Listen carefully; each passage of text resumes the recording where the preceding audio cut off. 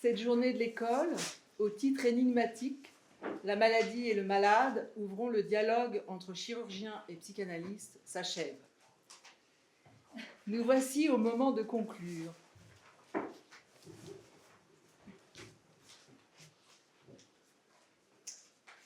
Je tiens à remercier tous les participants pour la grande qualité de leur communication et vous remercier, vous, cher public, de votre présence délicieusement attentive.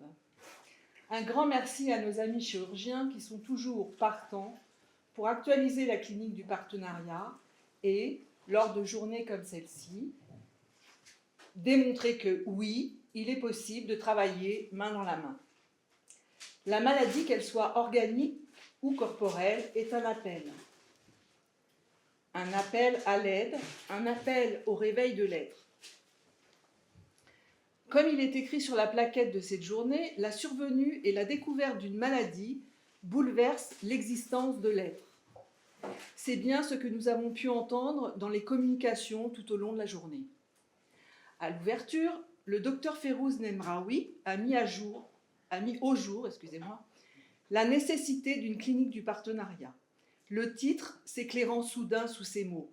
Pendant que le psychanalyste travaille avec le malade, le médecin travaille avec la maladie. Elle a utilisé la métaphore du mariage, a parlé de mariage heureux. Peut-être s'en tenir à une collaboration serait-il plus heureux. Férouz a pris soin de rappeler les thèmes abordés lors de la dernière journée d'études par les chirurgiens aujourd'hui invités. Pour notre plus grand plaisir, ils ont de nouveau répondu à l'appel. Ils ont récidivé, oserais-je dire, mais c'est bien plus plaisant qu'une récidive de maladie organique. Le docteur Stéphane Romano nous a fait pénétrer, sans images, mais avec beaucoup d'humour et d'amour, au sein de la première consultation avec un patient. Avant toute première consultation, il se demande « Qu'est-ce qui se joue ce soir ?» Il a repéré le malentendu fondamental de ce dialogue de sourds qui peut se jouer entre le patient et le chirurgien. Il nomme cela « aveuglement cognitif ». Qui pose la question à qui, se demande-t-il? Ce qui montre bien l'intimité du chirurgien avec le réel et le grand autre barré. De plus, constatons qu'il n'est ni aveugle ni sourd, puisqu'il a bien repéré la jouissance qui se joue là. Élodie Chopard a présenté le cas d'une personne souffrant de la maladie de Basedow, ayant subi une thyroïdectomie, intervention chirurgicale irréversible, à la suite de la non-observance du traitement médicamenteux. Elle attire notre attention sur le fait que de nombreux patients psychotiques ne prennent pas soin de leur corps.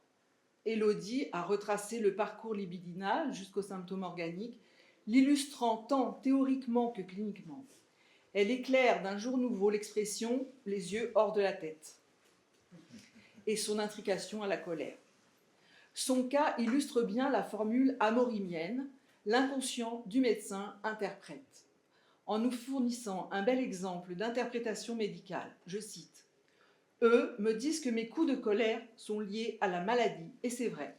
Quand je me mets en colère, mes yeux se gonflent. » Puis, le docteur Rami Selinger, avec son intervention « La rhinoplastie sur le divan », a compté en images, cette fois-ci, l'histoire de cette discipline et ses débuts en Allemagne. Avec le grand chirurgien Jacques Joseph, qui a inventé, réalisé la première opération par voie interne d'un nez. Le docteur Salinger vient confirmer le langage de sourds qui se joue au sein de la consultation chirurgicale.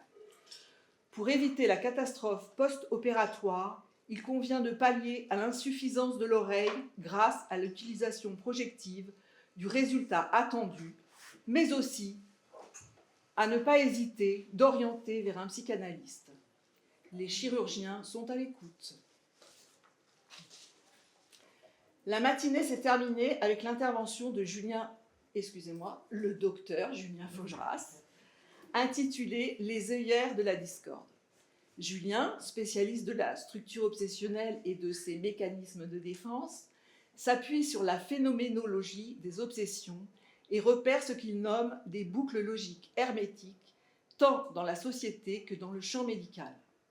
La cristallisation de certains signifiants enferme les êtres parlants dans de fausses compréhensions. Ainsi, l'erreur médicale est vite arrivée lorsqu'un analyste oublie la dimension organique du patient ou psychanalysant, ou bien quand le médecin ou le chirurgien se focalise sur le symptôme ou l'organe sans tenir compte de la dimension inconsciente et subjective de tous les êtres. Après l'interruption du déjeuner, la doctorante Marine Bontemps, où est-elle? Avec son intervention « Ce qui de la maladie s'interprète », a rappelé que les êtres se traitent mal. Avec son intervention, Marine pose une pierre angulaire au sein de notre école. Elle a réussi, en format court, comme on dit à Cannes, à nous expliquer plusieurs points fondamentaux avec clarté. Elle a présenté et illustré la notion freudienne du besoin de maladie. Marine a poursuivi la présentation par la conceptualisation de la déviation du circuit libidinal dans le symptôme corporel et organique. Elle a ensuite déplié comme le signifiant opère dans une psychanalyse pour que la libido s'articule au symbolique et assèche le précédent libidinal qui nourrissait la maladie et le besoin de maladie. La très belle métaphore de l'assouplissement des adhérences au niveau de la chaîne signifiante est à retenir, ainsi que le petit poisson à bec, dont le bec vorace ne se referme qu'à se mettre du sang sous la dent de Lacan. Pour moi, il y aura un avant et un après cet article, car, comme vous le savez, et là je vous renvoie à la citation figurant en exergue de notre manuel de psychanalyse, ce que l'on conçoit bien s'énonce clairement, et les mots pour le dire arrivent aisément, comme l'a dit Boileau. Le docteur Vladimir Mitz, alors là je l'ai écrit, avec son intervention du succès technique à l'échec psychologique, grand voyageur du continent noir, est tombé sous le charme de la princesse Marie Bonaparte. Cas exemplaire à bien des égards. Ce cas d'absence de jouissance, plutôt d'orgasme, fait le lit de la clinique du partenariat.